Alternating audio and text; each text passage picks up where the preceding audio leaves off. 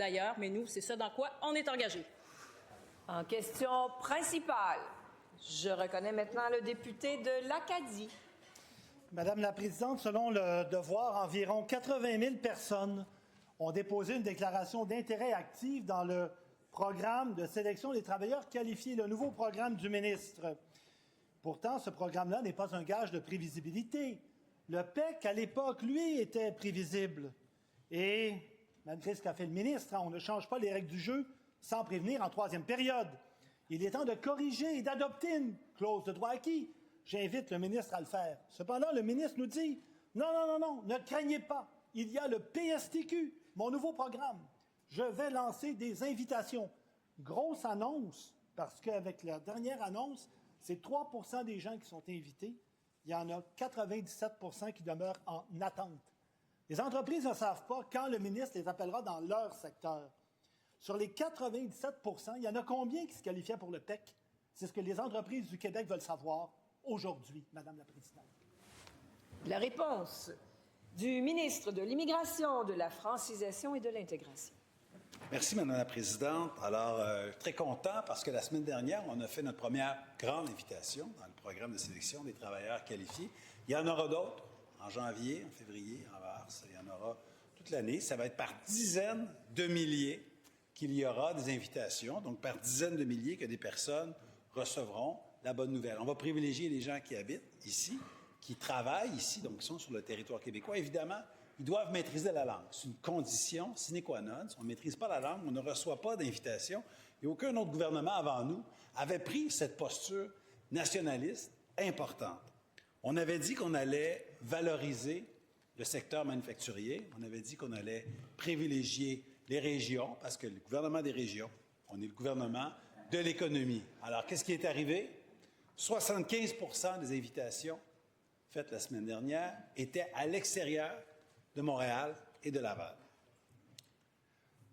48 % des invitations étaient destinées à des diplômés du Québec. On avait dit, quand on a fermé les anciens programmes du PEC, qu'on allait valoriser nos diplômes, valoriser nos universités, nos cégeps. On fait exactement ce qu'on avait dit. Première complémentaire. Alors, quoi qu'en dise, Monsieur le ministre, encore une fois, la CAQ largue des milliers de personnes qui sont venues étudier ici, qui sont venues travailler ici, qui se sont installées ici, qui ont investi des milliers de dollars. Son programme, le PSTQ, n'apporte pas de prévisibilité. 3 % là, dans son invitation. Puis dans une même catégorie, il y a des candidats qui ont un score inférieur, d'autres un score supérieur. Il y en a qui passent avant les autres. Bref, on n'y comprend rien. Où est la prévisibilité? Le ministre peut-il nous donner sa note de passage pour aider? La réponse du ministre. Madame la Présidente, le programme de sélection des travailleurs qualifiés nous permet de sélectionner des travailleurs qualifiés. Alors, le principe, c'est que ce n'est pas tout le monde qui est admis, surtout pas dans la première ronde.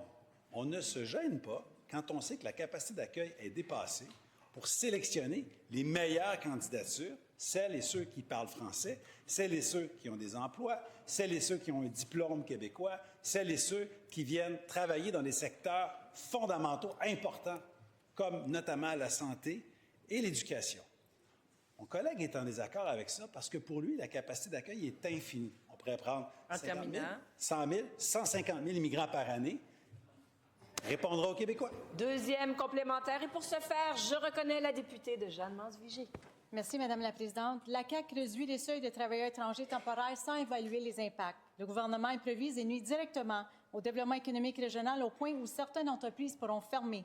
Prenons l'exemple de l'entreprise Dodec dans la région du ministère responsable du développement économique régional et du Saguenay-Lac-Saint-Jean.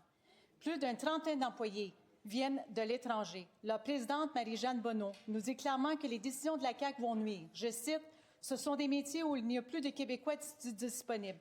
On n'a pas d'autre option. On avait réussi à avoir un certain... » La réponse du ministre.